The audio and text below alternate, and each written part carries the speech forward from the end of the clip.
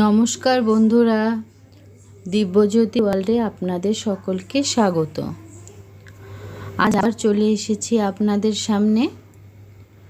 আজকে আমি একটি রেসিপি শেয়ার করব বলে। আমার আজকের রেসিপির নাম হলো জিরা চিকেন। এই জিরা চিকেন রেসিপিটি আমি কিভাবে তৈরি করলাম আজকে সেটাই আপনাদের সঙ্গে শেয়ার করব। তাহলে চলুন তার স্টেপ বাই স্টেপ আমি আপনাদের সঙ্গে শেয়ার করি। আমি এখানে প্রথমেই 1 কেজি চিকেন ভালো করে ধুয়ে বেছে পরিষ্কার করে নিয়েছি। এখানে নিয়েছি 4টে মিডিয়াম সাইজের পেঁয়াজ কুচো, 4টে মিডিয়াম সাইজের আলু অর্ধেক করে কেটে নিয়েছি। এখানে একটা টমেটো পাতলা করে কেটে নিয়েছি। এখানে নিয়েছি 1 চামচ আদা বাটা, 1 চামচ রসুন বাটা আর 2 চামচ কাঁচা লঙ্কা বাটা। এখানে আমি মিহি করে জিরা বেটে নিয়েছি।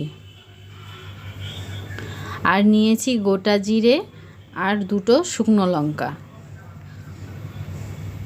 আমি প্রথমেই মাংসটাকে ম্যারিনেট করে রাখবো, তার জন্য 1 চামচ লবণ দিয়ে দিলাম, হাফ চামচ হলুদ গুঁড়ো দিয়ে দিলাম, আর এখানে দিয়ে দেব কাঁচা লঙ্কা, আদা আর রসুনের পেস্ট। আমি কিন্তু পাতলা করে পেস্টটা তৈরি করেছি। এখানে দিয়ে দিলাম জিরের পেস্ট। এবার সবগুলোকে একসঙ্গে ভালো করে মেখে নেব। খুব ভালো করে মেখে নিতে হবে। এখানে আমি তেল ইউজ করব না আগে। এই দেখুন ম্যারিনেট করা হয়ে গেছে। এখন 10 মিনিটের জন্য আমি ঢাকনা দিয়ে ঢেকে রেখে দেব। ওইদিকে আমি কড়াই বসিয়ে দিয়েছি। কড়াই গরম হয়ে গেছে। এখন আমি কড়াইয়ের মধ্যে দিয়ে দিলাম পরিমাণ মতো সাদা তেল। এর মধ্যে দিয়ে দিলাম কুচনো পেঁয়াজ। এখন কিন্তু গ্যাসের আঁচটাকে মিডিয়ামে রাখতে হবে।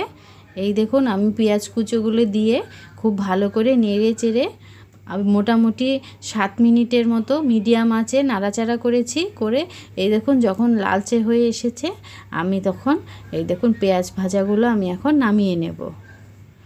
এই দেখুন এই সময় কিন্তু গ্যাসের আঁচটাকে একদম লো করে দিতে হবে, নাহলে নামাতে নামাতেই পেঁয়াজগুলো পুরো যেতে পারে।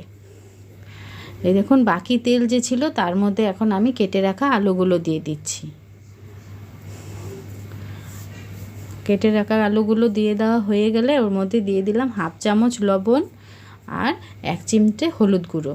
এবার হলুদ আর লবণের সাথে আলুগুলো খুব ভালো করে মিশিয়ে নিলাম।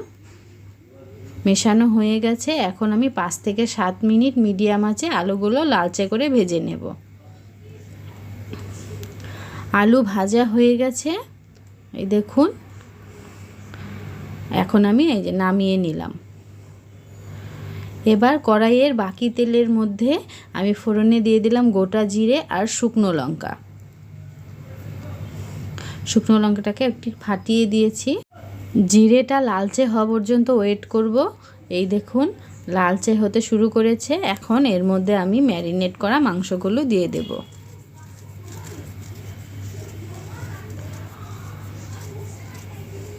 মাংসগুলো দিয়ে দিলাম। দিয়ে দেওয়া হয়ে গেলে একটু তেলের সঙ্গে মাংসটা আমি মিশিয়ে নেব। মেশানো হয়ে গেলেই ওর মধ্যে দিয়ে দেব টমেটো আর ভেজে রাখা আলু। এবার 5 মিনিট নাড়াচাড়া করে নেব। এবার কিন্তু গ্যাসের আঁচটাকে মিডিয়ামে রাখতে হবে।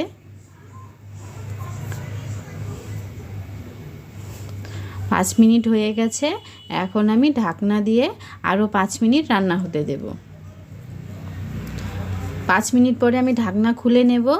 এই দেখুন এখন আমি খুব ভালো করে নাড়াচাড়া করতে হবে। একটু নাড়াচাড়া হয়ে গেছে। এখন এর মধ্যে দিয়ে দিলাম ভেজে রাখা পেঁয়াজগুলো।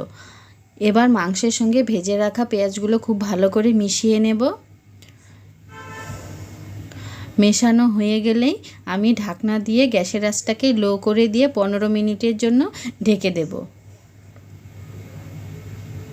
15 মিনিট হয়ে গেছে। আমি ঢাকনা খুলে নিয়েছি। এখন কিন্তু মাংসও আমার সিদ্ধ হয়ে গেছে এবং এই দেখুন মাংসটা কিন্তু খুব ভালো করে কষে গেছে। আপনারা দেখতেই পাচ্ছেন মশলার সঙ্গে মাংসটা কত সুন্দর মিশে গেছে।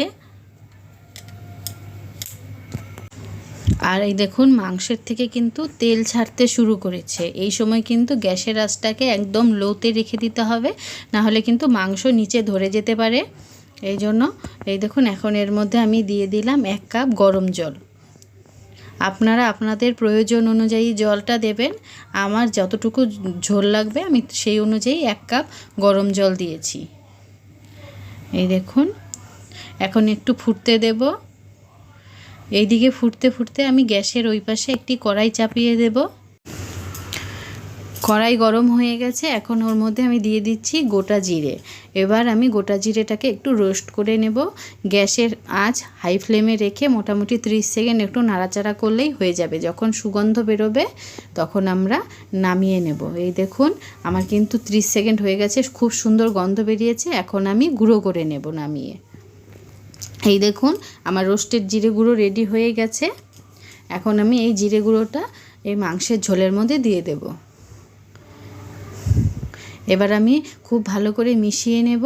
মেশালেই কিন্তু আমার জিরা চিকেন একদম রেডি হয়ে গেছে। এখন আমি নামিয়ে নেব। এই দেখুন বন্ধুরা, আমি জিরা চিকেন নামিয়ে নিয়েছি। আপনারাও বাড়িতে অবশ্যই এইভাবে একবার বানিয়ে দেখবেন। এটি কিন্তু খুবই কম মশলা এবং উপকরণ দিয়ে আমি তৈরি করেছি। আপনাদের যদি ভালো লাগে আমার এই রেসিপিটি, তাহলে অবশ্যই আমার চ্যানেলটিকে সাবস্ক্রাইব করবেন। আমার ভিডিওটিতে লাইক, কমেন্ট এবং শেয়ার দিতে কিন্তু ভুলবেন না। ধন্যবাদ।